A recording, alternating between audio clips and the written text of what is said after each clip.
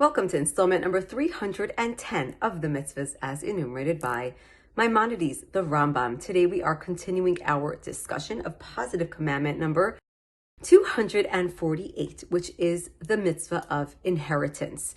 Now, what is particularly interesting about this whole section in the Torah, this whole section of the Mitzvah of inheritance, is that it is learned from a group of women.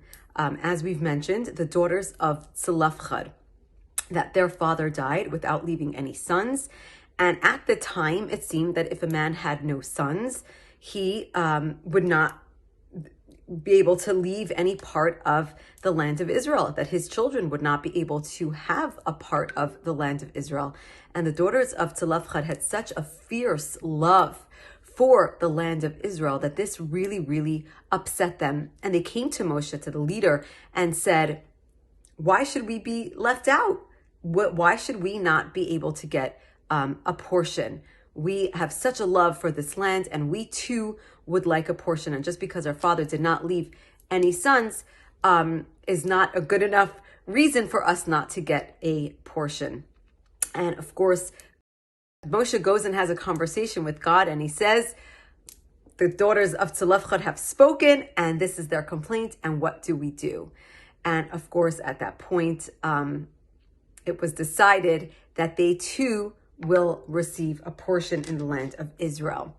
Now, why is this so interesting? And why did Moshe have to go to God to discuss this with him, to discuss this law with him, and have God actually rule as to what is the decision here? And it is explained that what is the purpose of the laws of inheritance? Why should, after a person dies, why should everything that they worked for be passed on to their children? Because we know when a person works hard their whole life, we don't want that it should just go to strangers. We want it to go to those that we love, right? And what happens is that throughout our lifetime, it actually just having these laws and having these rulings that we know that whatever we have aspired to our entire life is going to go to our loved ones, actually arouses a certain love inside of us that helps, that we love our children so much more, knowing that everything that we worked for, it gets carried on through them. And thus, Moshe wanted to arouse the same exact love in God. And he wanted that God should feel that same kind of protectiveness, that same kind of connection with his children, with the Jewish people.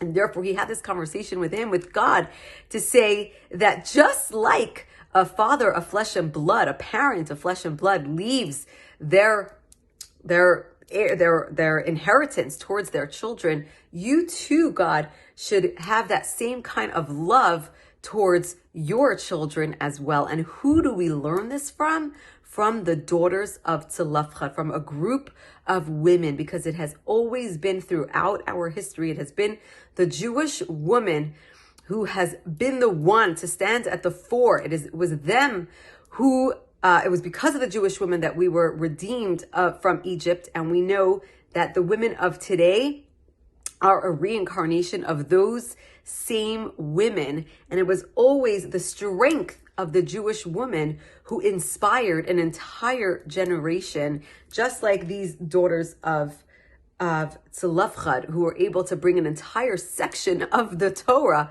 because of them and because of their inspiration and because of their love. And it is the women today too who stand at the fore when it comes to coming out of this exile and ushering in the very soon to be era of Mashiach. Have a wonderful day.